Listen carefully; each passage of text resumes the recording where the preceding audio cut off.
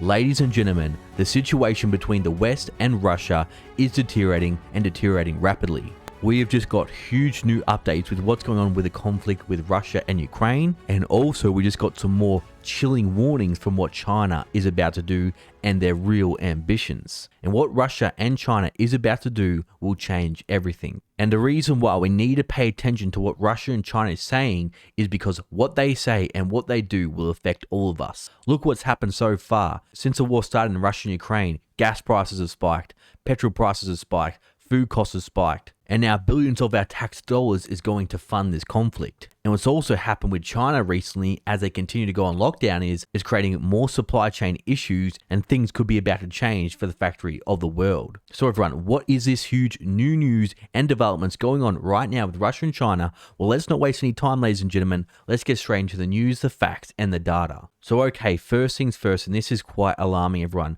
Putin oversees regular nuclear drills amid escalation fears. Now, some people say this is just an annual drill, it's nothing to worry about, but Russia already did do their drills in early February, right before the conflict with Ukraine. And Russia's issued some new, very chilling threats, and a drill simulated a massive retaliatory strike. But literally, as I'm recording this video, everyone, we just got this new breaking news.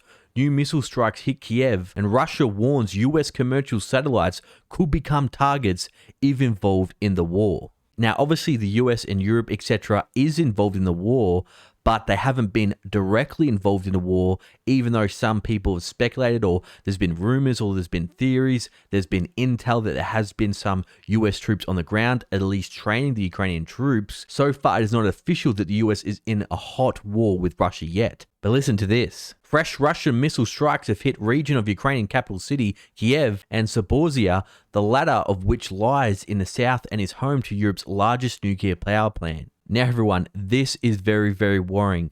The last thing we want is a strike to affect or hit the nuclear power plant. This will have catastrophic effects for everyone, not only in Ukraine, but for the whole of Europe. So around midnight, sirens went off in Kiev, and the media urged residents to seek cover as the strikes hit. But again, while that is very devastating for Ukraine, this is a warning now for us. A Russia official warned that US commercial satellites and those of its allies could be targets for Russia's retaliatory strikes if they become involved in the Ukraine war. And US satellites have already provided imagery of Russian troops, weapons, and formations. So they are assisting Ukraine right now. But let's go back to what Putin is doing with these alarming drills right now. Russian President Vladimir Putin oversaw regular military drills simulating a retaliatory strike Wednesday amid growing concerns of further escalation by the Kremlin as its war in Ukraine dragged into the 9th month. Now I hope, and I think we should all hope, that this conflict comes to an end very, very soon, because the longer it drags on, the riskier and riskier things get. I don't know about you, but I don't like getting the news every day that we are at risk of nuclear war. In televised comments, Defense Minister Sergei Shoigu told Putin the exercises were intended to rehearse a massive nuclear strike in response to an atomic attack on Russia. So why would they be rehearsing this, everyone, if Russia is the aggressor? We've already had calls from Ukrainian President Zelensky to say they need to do a preemptive strike. The exercises included the launch of intercontinental ballistic missiles from Kamchatka in the Russian Far East, ballistic missiles from Barents Sea, as well as cruise missiles fired from the air by strategic bombers. So to put it simply, a lot of devastation. And recently, President Joe Biden has warned Putin not to use any radioactive weapon in Ukraine. But there's been a huge twist to this with a dirty bomb found in Ukraine. Now, Ukraine's saying Russia put it there, Russia's saying Ukraine put it there, and this is a false flag event. Look at this, Russia to raise Ukraine dirty bomb accusation at UN, diplomats say. So Ukraine is saying Russia planted it there, but Russia is saying, look, we didn't do it. You can even come and investigate it, because I think Russia is very worried that if, for whatever reason, there was some kind of false flag event, which has happened in the past from the West Military Industrial Index is kind of known for these events. And the last thing they want is NATO to say, look, they've detonated this dirty bomb, and now we've got to go and join the conflict against Russia in case that's next. So of course, Biden told reporters that he's been speaking about this a lot today, and that it would be a very big mistake if Russia did this. So Russia intends to raise at the United Nations Security Council on Tuesday its accusation that Ukraine is planning a dirty bomb attack, and has urged UN chief to do all he can to prevent this heinous crime from happening. But the Ukrainian President Vladimir Zelensky has responded by accusing Russia of planning such an attack itself to blame on Ukraine. Western countries also rejected Russia's allegations as a pretext for intensifying the 8-month-long war, which began February when Russia forces invaded neighboring Ukraine. And this is why this is so important. Listen to their chilling warning. We will regard the use of a dirty bomb by Kiev regime as an act of nuclear terrorism, Russian UN Ambassador Nebenzia wrote in a letter seen by Reuters. And in a separate televised event, Putin said that the US is using Ukraine as a proxy to fight their war against Russia. Putin said the US has always wanted to go against Russia and also NATO as well, and he accused the US and NATO of funding Ukraine to do their dirty work for them. Now again, the reason why this is so important, because this has an effect on us all. And what this is causing right now is for people in Europe, the US, they're going to literally freeze this winter by gas prices skyrocketing, and look what lengths the people in the UK are having to do now just to survive. So more Britons forced on pay-as-you-go energy meters as costs soar. The number of pay-as-you-go installations rose by 60,000 in 6 months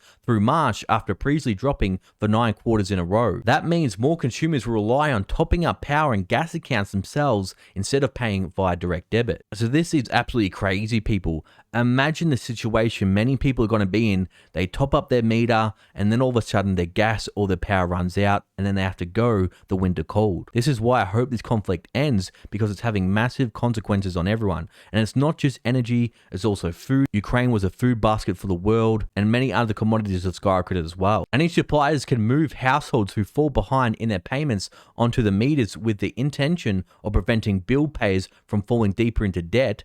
However, this is stoking fears that vulnerable households will be effectively disconnected from using energy if they cannot pay via the meter. So things are definitely escalating between Russia and the West. But like I said at the start of the video, China is now coming out with some very, very dire warnings against the West as well. And I think Russia and China and the BRICS nations are slowly starting to team up against the West and NATO. Look at this, everyone. Xi vows world dominance by 2049 and sends chill through markets. So Xi and China are not even trying to hide everyone. They want complete world domination. Why do you think they're doing this Belt Road initiative? Why do you think they're giving these shark loans to these countries? Because they want their land, they want their infrastructure, and they want their assets. And like he admits, they want complete world domination. And it's not just assets globally they're buying, they're also buying politicians. We're seeing examples after examples of people selling out to China and then also giving very favorable contracts to China. Just like here in my state, Victoria, dictator Dan. But thankfully the federal government was able to overturn that deal. Xi has made it clear where he wants to take China. At the opening of the Communist Party Congress last week, he repeated a goal to make China a modern socialist power by 2035, boosting per capita income to middle income levels and modernizing the armed forces. Then by 2049, the 100th anniversary of the People's Republic of China, he wants to ensure the nation leads the world in terms of composite national strength and international influence. So that's a lot to take in there, everyone. He wants to modernize armed forces. And this has been China's 100-year plan. You know, us in the West, we go by 4-year plans, whatever gets the politicians a vote in the next term, while China has been playing the long game, and what has been playing out for them so far, hopefully we can put a stop to it.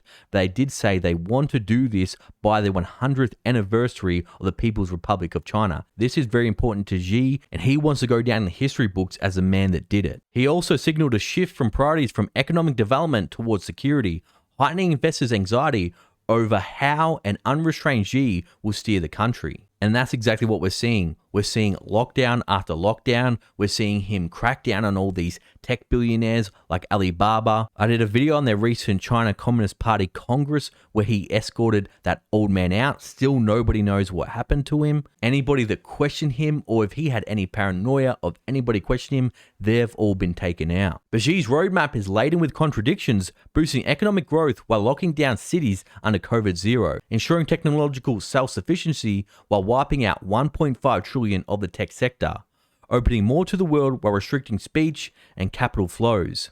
And perhaps the biggest of all, achieving this grand vision while also risking a catastrophic war over Taiwan to complete a historic mission and a national requirement for realizing the rejuvenation of the Chinese nation. And we've just got new intel from the Secretary of State, Blinken, to say that China is about to speed up their plan to take Taiwan. Look at this, China wants to speed up its seizure of Taiwan, Blinken says. So what we're starting to see with China is they're starting to exert more and more pressure on Taipei. US Secretary of State Antony Blinken accused China of undermining the decade-long status quo that has kept both nations from going to war over Taiwan, saying Beijing was trying to speed up its seizure of the island. He said the way they're doing this right now is through coercion and making life more and more difficult for Taiwan and putting sanctions on them. And in doing this, China hopes they'll give in to the rejuvenation plan. He says, we're not going to do anything to shape the internal environment. These are the decisions that China will make and that we can't make. But we can shape the external environment in which China is actively making decisions